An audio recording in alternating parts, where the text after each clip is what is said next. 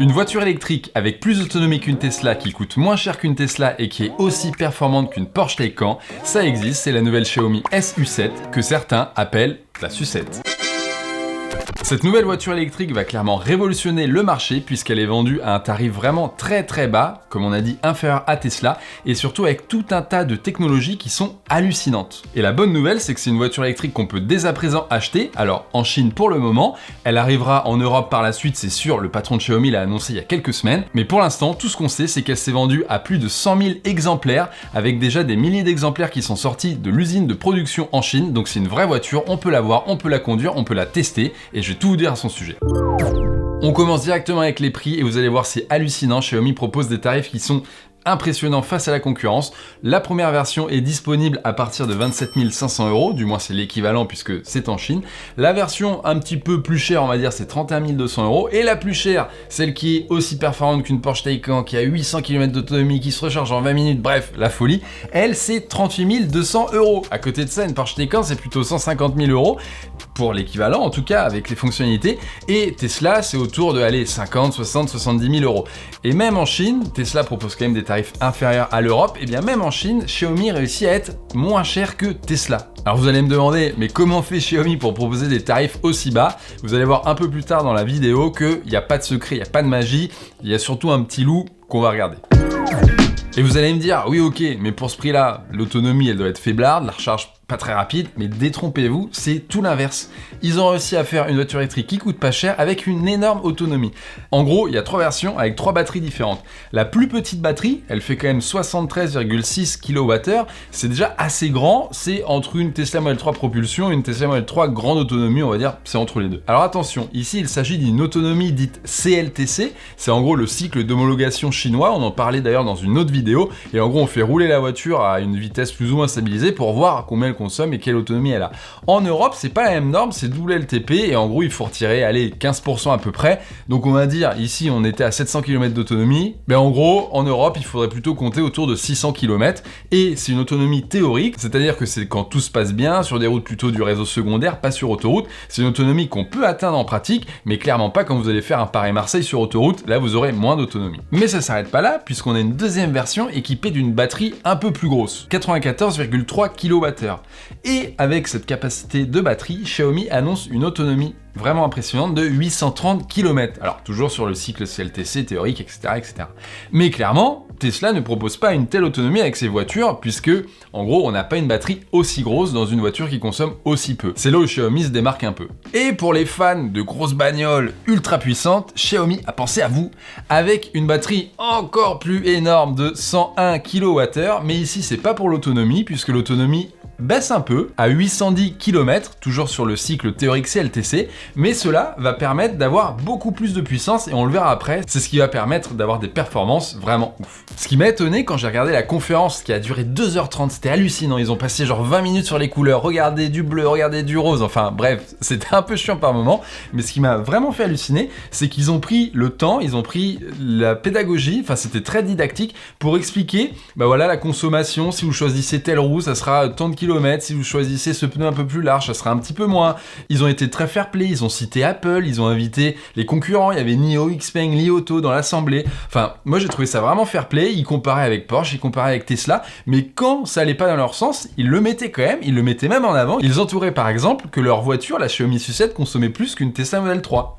Ce qui est cool aussi, c'est qu'en Chine, les patrons des constructeurs automobiles, ils sont vraiment à fond. C'est-à-dire qu'ils vont tester les voitures eux-mêmes sur des milliers de kilomètres, et par exemple, là, le patron de Xiaomi, il s'est fait un road trip de 1200-1300 km pour tester justement l'autonomie et la recharge rapide de la voiture. Donc ce qui nous a permis de voir que oui, elle fait pas 1200 km en une traite, mais elle peut avec une seule recharge qui est très rapide. Et attendez, partez pas tout de suite, c'est pas fini, parce que Xiaomi nous réserve des surprises, enfin c'est plus vraiment une surprise, ils en ont déjà parlé, c'est qu'ils prévoient à terme de potentiellement intégrer des batteries encore plus énormes. En gros, avec 132 kWh, le patron de Xiaomi nous a dit on peut atteindre les 1000 km d'autonomie théorique CLTC. Énorme. Bon, il y a déjà d'autres constructeurs qui l'ont fait. Mais ça va encore plus loin, puisqu'avec une batterie de 150 kWh, ce qui est possible techniquement, ils peuvent l'intégrer au châssis, il y a la place. Là, on atteint carrément 1246 km d'autonomie CLTC. Et là, c'est du jamais vu. Personne n'a fait ça, puisqu'il y a déjà des constructeurs qui ont essayé de mettre des batteries de 150 kWh, comme NIO par exemple, mais ils stagnent autour de 1050 km parce qu'ils ont une voiture qui consomme trop. Alors que là, la Xiaomi SU7, elle consomme vraiment très peu.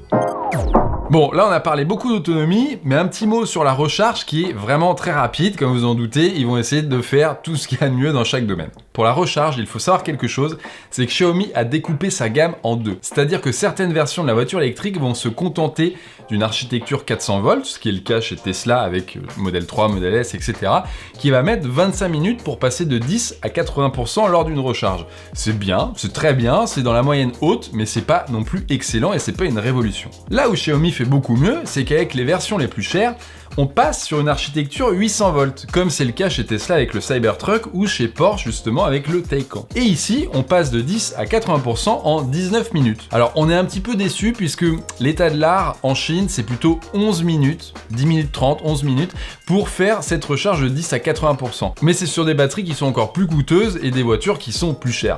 Là, Xiaomi a essayé de trouver sûrement ce qu'on appelle le sweet spot, c'est-à-dire pas trop rapide, pas trop lent, pour que ce soit pas trop cher, mais que ce soit quand même assez rapide. La Xiaomi SU7 ne coûte pas très cher, elle a beaucoup d'autonomie, elle se recharge très rapidement et en plus de ça, elle est ultra performante. Lors de la conférence, le patron de Xiaomi n'a pas eu peur et il a comparé la Xiaomi SU7 au Porsche Taycan Turbo, la dernière version qui vient de sortir et qui fait plus de 1000 chevaux. En gros, ce qu'il faut retenir, c'est que la version la plus puissante de la Xiaomi SU7, qui s'appelle Max, est plus puissante que le Taycan de base de Porsche, le Taycan S, et en gros, il équivaut à un Taycan Turbo. Alors peut-être que ça vous dit pas grand-chose, je vais vous donner quelques chiffres, et là, vous allez peut-être tomber de votre chaise. En gros, la Xiaomi SU7 Max réalise le 0 à 100 km/h départ arrêté en 2,78 secondes. À titre de comparaison, le Taycan Turbo le fait en 2,5 secondes. La vitesse maximale est limitée, entre guillemets, à 265 km/h, ce qui est déjà suffisamment rapide, quand le Taycan Turbo est limité à seulement 260 km/h. Alors ok, c'est 5 km/h de plus, bon, on va pas chipoter. Et ce qui est assez fou, c'est que un tel degré de performance est atteint avec des moteurs qui sont pas si puissants que ça. Ils font en gros 673 chevaux au total, alors que le Porsche Taycan Turbo et Turbo S dont je parlais tout à l'heure, c'est plutôt autour de 800-900 chevaux, voire plus de 1000 chevaux pour le Taycan Turbo GT qui est sorti récemment. Alors comment on peut expliquer de telles performances chez Xiaomi? Déjà elle est un peu plus légère que la Porsche Taycan, bon autour de 80 kg, c'est pas ça qui va non plus changer la donne, mais surtout elle est beaucoup plus aérodynamique avec un coefficient de pénétration dans l'air de 0,195 contre 0,22 chez Porsche, donc en gros elle va fendre l'air, elle va avoir moins de mal à accélérer, à aller plus vite, et c'est notamment pour ça aussi qu'elle consomme moins qu'une Model 3, mais beaucoup moins qu'une Porsche. Et comme d'habitude chez Xiaomi, ça ne s'arrête pas là, puisqu'on a actuellement 3 versions qui sont vendues, mais on a une 4e version qui devrait arriver au cours de l'année 2025, et celle-là, on a déjà pu l'apercevoir en vidéo, et c'est celle qui a réalisé le record de vitesse pour la voiture de Xiaomi à 310 km/h, puisqu'elle intègre un autre moteur. Là, on était sur les Xiaomi V6 et V6S, alors ça ressemble un peu à un moteur thermique, mais c'est bien 100% électrique, et là, ce nouveau moteur, c'est le V8S qui devrait arriver en 2025. Et puisqu'on parle de Xiaomi, encore une autre surprise, ils nous préparent un moteur qui ressemble un peu à celui de la Tesla Model S Plaid, là qui fait plus de 1000 chevaux, avec justement du carbone autour du rotor pour améliorer encore plus les performances. Donc là, on peut s'imaginer à des accélérations et des vitesses de pointe encore plus élevées. Et pour son meilleur moteur, Xiaomi nous annonce un rendement de 98%. En gros, c'est la quantité d'énergie qui est convertie en mouvement, alors que sur une voiture thermique, on est plutôt autour des 40%, et sur les moteurs de voitures électriques, ça s'échelonne entre 95, 98, 99, ça dépend, il y a un peu de tout, mais là le rendement est excellent. Et juste histoire que vous compreniez bien ce que ça signifie le rendement, c'est que sur une voiture électrique avec une batterie pleine à 100%, on aura en gros 2% qui vont être perdus, c'est-à-dire convertis en chaleur. Alors que sur une voiture thermique, imaginons un réservoir de 100 litres, et bien vous allez avoir 60 litres qui ne vont pas servir à faire avancer la voiture, mais qui vont être transformés en chaleur et qui vont venir réchauffer l'atmosphère autour de la voiture. Et comme si ça ne suffisait pas, Xiaomi a dévoilé tout un tas d'accessoires et d'équipements qui est hallucinant. En gros, dans l'habitacle de la Xiaomi Su7, on a un énorme écran de 16 pouces au milieu qui fait office d'écran d'infotainment. On a un combiné d'instrumentation derrière le volant et moi j'adore, il est mécanisé, c'est-à-dire que quand vous démarrez la voiture, il se retourne et ça je trouve c'est fabuleux. Bon, ça sert à rien, mais c'est toujours cool. Et il y a aussi un autre écran de 56 pouces, c'est en fait un affichage tête haute qui est projeté sur le pare-brise avec une technologie très lumineuse, on parle de plus de 1000 nits quand même, donc même en plein soleil on verra vraiment bien. Et l'écran est très grand avec des couleurs et je trouve qu'il est vraiment bien fait, du moins avec les vidéos qu'on a pu apercevoir. Et si vous aimez pas trop les écrans tactiles et que vous aimez les bons vieux boutons, Xiaomi a pensé à vous, puisque de base on trouve assez peu de boutons dans l'habitacle. Mais heureusement on peut acheter un accessoire qui vient se clipser sous l'écran central et on a une molette au milieu pour régler la température, la musique, et on a aussi des vrais boutons par exemple pour activer le chauffage du siège, la ventilation du siège, tout un tas de trucs, c'est personnalisable, je trouve ça vraiment très cool. Allez, celui-là je suis sûr vous allez le kiffer. Xiaomi vend aussi un compteur, donc c'est deux petits écrans ronds qu'on vient cette fois-ci caler sur l'écran d'infotainment central et on peut mettre ce qu'on veut dedans, on peut mettre la vitesse, on peut mettre les tours minutes du moteur, on peut mettre la température, on peut mettre l'heure du jour, la météo, enfin. Et tout à l'heure je vous disais que le patron de Xiaomi il est vraiment fair play, il cite les concurrents même quand ça l'arrange pas. Et ben là c'est la même chose, il a cité Apple et moi ça m'a fait halluciner, c'est l'une des rares voitures électriques chinoises vendues en Chine à être compatible avec Apple CarPlay et bien sûr Android Auto. Et pour aller plus loin que ça, la voiture est même compatible avec les iPad qu'on peut venir mettre derrière pour les enfants, pour les passagers adultes, pour regarder un film ou même être connecté à la voiture avec une application spéciale pour avoir accès par exemple à la musique de la voiture. Ça c'est un truc que j'ai jamais vu, c'est assez hallucinant. Et bien sûr, c'est compatible avec les tablettes Xiaomi. Si vous êtes du genre à avoir votre smartphone sur vous pour mettre Coyote ou que sais-je, Xiaomi a encore pensé à vous avec des petits pas de vis à gauche et à droite de l'habitacle pour venir visser un support de smartphone ou même de GoPro ou ce que vous voulez. Si vous voulez vous filmer ou si vous voulez avoir Google Maps, vous pouvez l'avoir et ça c'est très pratique encore une fois. Les rangements, il y en a partout. Il y a même un rangement pour la fameuse lampe torche de Xiaomi, je sais pas si vous la connaissez, c'est celle qui permet d'éclairer, de couper une ceinture de sécurité en cas d'accident avec une batterie intégrée, enfin bref. Il y a le rangement pour ça, il y a des rangements pour des talkie-walkie Xiaomi, et le truc qui me fait halluciner, il y a une enceinte intégrée portable comme sur le Rivian R1T qu'on a pu tester. Donc c'est une enceinte Bluetooth qui se range dans la console centrale et tac, on peut la sortir et on peut partir avec, faire la fête sur la plage ou autre par exemple. Allez, ça s'arrête pas là, je suis sûr vous êtes fan de tuning, moi aussi, mais c'est pas vrai. On peut rajouter des bandes LED partout dans la voiture, mais c'est prévu par Xiaomi et c'est très bien fait et on peut le piloter depuis l'écran central de la voiture, donc c'est pas trop du tuning. Et allez, je finis avec deux trucs qui sont assez drôles. Le premier c'est du karaoké, alors ça cartonne en Chine, je pense en Europe un peu moins. Et le deuxième truc c'est un frigo, parce que oui, pourquoi pas avoir un frigo dans sa voiture électrique. Il y a un point où Xiaomi n'est pas en avance par rapport à Tesla, en plus de l'autonomie, c'est sur la conduite autonome. Mais pour autant, il se laisse pas distancer, puisque dès à présent, la voiture est disponible avec deux options qui peuvent permettre d'avoir la conduite autonome sur autoroute, bon classique, on va dire régulateur de vitesse avec le centrage dans la voie, mais aussi la conduite autonome en ville, comme le FSD, le Full Self Driving de Tesla. C'est encore plus ou moins à l'état de bêta, mais franchement on a vu des vidéos et c'est assez impressionnant. Ce qui nous a le plus bluffé à la fin de cette annonce qui a duré 2h30, c'est que le patron de Xiaomi a dit « Allez, vous pouvez précommander la voiture dès ce soir et vous pouvez l'avoir dès la semaine prochaine. » Genre une semaine entre l'annonce des prix, l'ouverture des précommandes et la livraison. Franchement, c'est du jamais vu dans l'industrie automobile et c'est là où je me suis dit « Waouh, ok, là ils ont fait un truc vraiment fort. » Pour y parvenir, Xiaomi a forcément créé une usine. Et c'est Xiaomi, donc vous voyez où je veux en venir. Ils ont fait un truc de ouf. Vous avez déjà dû entendre parler du gigacasting, cette fameuse méthode de production qui permet de réduire drastiquement le nombre de pièces d'une voiture. Par exemple, Tesla l'utilise pour sa Model Y, ce qui permet de passer de 380 pièces à 3 pièces seulement pour le châssis. En gros, on a la partie avant, la partie arrière, et au milieu, c'est la batterie qui relie les deux. En gros, Xiaomi utilise la même technologie avec une presse immense qui fait en gros l'équivalent d'un terrain de baseball, qui pèse plusieurs milliers de tonnes et qui a une force de 9100 tonnes. Donc c'est un pressage. Petit aparté sur cette méthode de production, certains ont peur qu'en cas d'accident, ça augmente énormément la facture de réparation. La réalité, c'est qu'on n'en sait rien. Il y en a certains qui disent ça, d'autres qui disent non, c'est bon, on va pouvoir réparer sans souci. Tesla a créé un groupe de travail indépendant, c'est-à-dire c'est pas des salariés de l'entreprise, pour justement travailler sur cette question et de savoir si oui ou non ça sera plus cher à réparer et comment réduire au maximum les coûts de réparation en cas d'accident. En tout cas, ce qu'on sait, c'est que les constructeurs sont obligés de revoir un petit peu la conception des voitures, puisque Volvo, par exemple, nous a dit que une seule et même grosse pièce se déforme forcément moins bien que plusieurs centaines de pièces. Et donc, ils sont obligés de rajouter des zones de déformation supplémentaires pour mieux absorber les chocs en cas d'accident. Et chez Xiaomi, par exemple, le Mega Casting permet de réduire de 45% le temps de production d'une voiture électrique. Il permet également d'abaisser de 2 décibels les bruits ambiants lorsque vous roulez dans la voiture, et ça permet concrètement de passer de 72 à une seule pièce pour justement la partie arrière de la voiture. Le nombre de robots est hallucinant dans cette usine, puisque en gros on compte pour certains postes comme la carrosserie 8 robots pour un salarié. En l'occurrence, il y a 381 robots sur la partie carrosserie qui assistent 20 salariés. Une fois que la voiture est finie, elle va à l'extérieur, autour de l'usine, pour être testée, par exemple dans des conditions assez difficiles avec de l'eau ou avec des terrains accidentés pour tester les suspensions, le moteur, tout ça. Et je vous vois venir là en disant oui, les voitures fabriquées en Chine par Xiaomi, c'est pas fiable, c'est pas sécuritaire, etc., etc. Vous allez voir que si. On commence par les finitions. Je suis sûr que parmi vous, il y en a qui pensent que les voitures chinoises, électriques ou non, c'est pas bien fini parce que c'est fabriqué en Chine. Et ben c'est tout le contraire. Par exemple, chez Tesla, on a des voitures qui sont fabriquées aux États-Unis, en Europe, en Allemagne et en Chine. Et bien figurez-vous, quelles sont les voitures qui sont les mieux finies chez Tesla? C'est les voitures chinoises devant les voitures allemandes.